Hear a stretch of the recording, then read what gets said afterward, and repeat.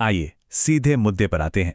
2026 के पश्चिम बंगाल चुनाव में जो ऐतिहासिक उलटफेर हुआ, आज हम उसी की पूरी एनाटॉमी यानी उसके हर एक पहलू को डिकोड करने वाले हैं। राजनीति और चुनावी रणनीतियों को करीब से समझने वालों के लिए ये एनालिसिस बेहद दिलचस्प होने वाला है। बिना किसी लाग लपेट के हम सीधे डेटा और शोध सामग्री के जरिए इस पूरी रणनीति की तह तक जाएंगे। भवानीपुर के मशहूर जदू बाबू बाजार इलाके की बात करें तो एक समय इसे बिल्कुल अभेद्य किला माना जाता था। 2021 में इसी इलाके ने सत्तारूढ़ दल को एक जबरदस्त जीत दिलाई थी। लेकिन 2026 में एकदम उल्टा हुआ। एक ऐसा उलटफेर जहां विपक्षी उम्मीदवार ने इस ऐतिहासिक गढ़ में सेंध लगा दी और जीत का परचम लहरा दिया। और यहां सबसे ध्यान देने वाली बात ये नंबर है, 15,000। सुनने में शायद आम लगे, लेकिन ये कोई मामूली अंतर नहीं है। स्रोत बताते हैं कि शुभेंदु अधिकारी ने ममता बनर्जी के खिलाफ भवानीपुर जैसी वीआईपी सीट पर 15,000 से भी ज्यादा वोटों के भारी अंतर से जीत दर्ज की। ये संख्या ही इस उलटफेर के विशाल पैमाने को साबित करती है और सोचने पर मजबूर कर देती है कि ग्राउंड लेवल पर आखिर चल क्या रहा था। इस पूरे घटनाक्रम को हम 4 हिस्सों में समझेंगे। पहला, भवानीपुर का किला कैसे भेदा गया। दूसरा, डेमोग्राफिक्स की माइक्रो टारगेटिंग। तीसरा, चुनाव के मैक्रो फैक्टर। और चौथा, बदलता हुआ राजनीतिक परिदृश्य। चलिए आगे बढ़ते हैं। तो हमारा पहला हिस्सा, भवानीपुर का अभेद्य किला आखिर कैसे भेदा गया। 2021 की हार के बाद अगले 8-9 महीनों तक एक बहुत ही डिटेल योजना बनाई गई। रणनीति बिल्कुल साफ थी। केंद्रीय गृह मंत्री अमित शाह ने खास तौर पर इस बात पर जोर दिया कि चुनौती सीधे मुख्यमंत्री के दरवाजे पर, यानी उनके अपने गृह क्षेत्र भवानीपुर में ही दी जानी चाहिए। नंदीग्राम से आगे बढ़कर सीधे सत्तारूढ़ नेतृत्व के सबसे मजबूत गढ़ पर हमला बोलना, ये एक बेहद आक्रामक और सोच समझकर उठाया गया कदम था। अब आते हैं दूसरे हिस्से पर, डेमोग्राफिक्स यानी जनसांख्यिकी की माइक्रो टारगेटिंग। यहां इस 34% वाले हिस्से पर जरा गौर करें।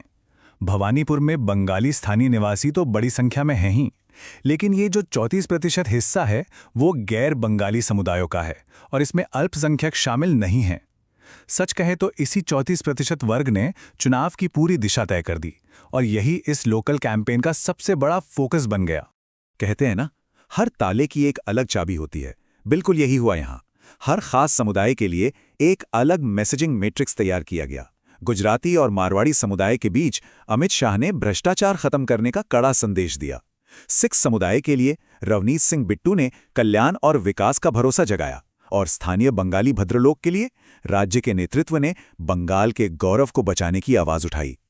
इस रणनीति को और गहराई से समझने के लिए एक शब्द को समझना बहुत जरूरी है, टोलाबाजी। इसका सीधा सा मतलब है लोकल लेवल पर जबरन वसूली या कट मनी का चलन। भवानीपुर में रहने वाले कई गुजराती और मारवाड़ी व्यापारी इस सिस्टम से परेशान और चिंतित थे। ये उनके बिजनेस के लिए एक बहुत बड़ी रुकावट थी। अमित शाह जैसे नेताओं ने उन्हें साफ भरोसा दिलाया कि अगर सत्ता बदलती है तो ये वसूली कल्चर जड़ से खत्म हो जाएगा। अब जरा इस नंबर को देखिए, सिर्फ 7,000। भवानीपुर में सिख मतदाताओं की संख्या लगभग इतनी ही थी। अब किसी बड़े चुनाव में ये संख्या बहुत छोटी लग सकती है ना? लेकिन जब माइक्रो टारगेटिंग इतने सटीक लेवल पर की जाती है तो यही छोटा सा ग्रुप गेम चेंजर बन जाता है। इस 7,000 के ग्रुप तक पहुंचने के लिए केंद्रीय मंत्री रवनीत सिंह बिट्टू, जो खुद सिख समुदाय से आते हैं, उन्होंने पूरी कमान संभाली। वे घर घर गए, लोगों से सीधा और जमीनी संपर्क किया, इलाके के प्रमुख गुरुद्वारों में गए और ये विश्वास दिलाया कि नई सरकार उनके कल्याण पर पूरा ध्यान देगी। ये साफ दिखाता है कि एक छोटे लेकिन बेहद अहम समुदाय को अपने पाले में लाने के लिए कितनी गहरी और लोकल लेवल की मेहनत की गई। अब दिमाग में एक बड़ा सवाल आना लाजिमी है, भवानीपुर की गलियों में जो ये माइक्रो लेवल का कैंपेन चला, क्या सिर्फ उसी ने चुनाव जिता दिया या फिर पूरे राज्य में कुछ ऐसी बड़ी लहरें चल रही थीं जिन्होंने इन लोकल रिजल्ट्स को इतनी ताकत दी। चलिए जमीनी स्तर से थोड़ा ऊपर उठकर इस बड़े परिदृश्य को देखते हैं। तीसरा हिस्सा, मैक्रो इलेक्शन फैक्टर यानी बड़े स्तर के चुनावी कारण। जरा इस ऐतिहासिक टाइमलाइन पर नजर डालते हैं। पश्चिम बंगाल ने 3 दशकों तक वामपंथियों का शासन देखा। उसके बाद एक नई पार्टी आई जिसने करीब 15 साल तक राज किया और अब 2026 में एक नया विपक्षी दल उस सत्ता को जोरदार चुनौती दे रहा है। विश्लेषकों का मानना है कि इतने लंबे समय तक चलने वाले शासनों के बाद एक भारी सत्ता विरोधी लहर यानी एंटी इनकम्बेंसी का बोझ इकट्ठा हो जाता है, जो इस चुनाव के नतीजों में बिल्कुल साफ नजर आया। यहाँ 3 बड़े व्यवस्थागत बदलाव बिल्कुल स्पष्ट रूप से देखे जा सकते हैं। पहला, एंटी इनकम्बेंसी, जिसकी अभी बात हुई। दूसरा, गवर्नेंस की कमियां, जिसे लेकर लोगों में काफी गुस्सा था। और तीसरा, कल्याणवाद यानी वेलफेयरिज्म की सीमाएं। ये जो तीसरा पॉइंट है, ये सच में बहुत दिलचस्प है, क्योंकि इसने सीधे तौर पर वोटर्स की बदलती मानसिकता पर वार किया। और हमारा आखिरी हिस्सा, एक बदलता हुआ राजनीतिक परिदृश्य।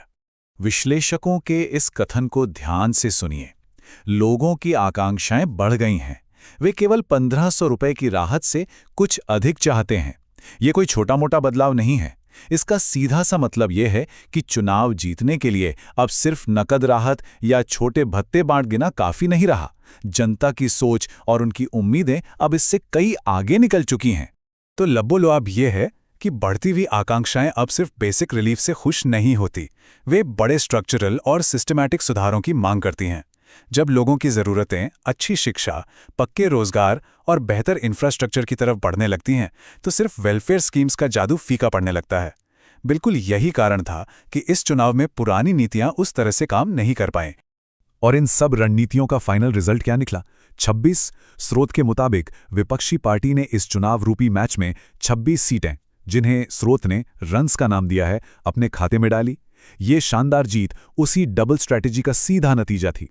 एक तरफ माइक्रो लेवल पर डेमोग्राफिक्स को साधना और दूसरी तरफ मैक्रो लेवल के बदलावों और सत्ता विरोधी लहर का बिल्कुल सही समय पर फायदा उठाना।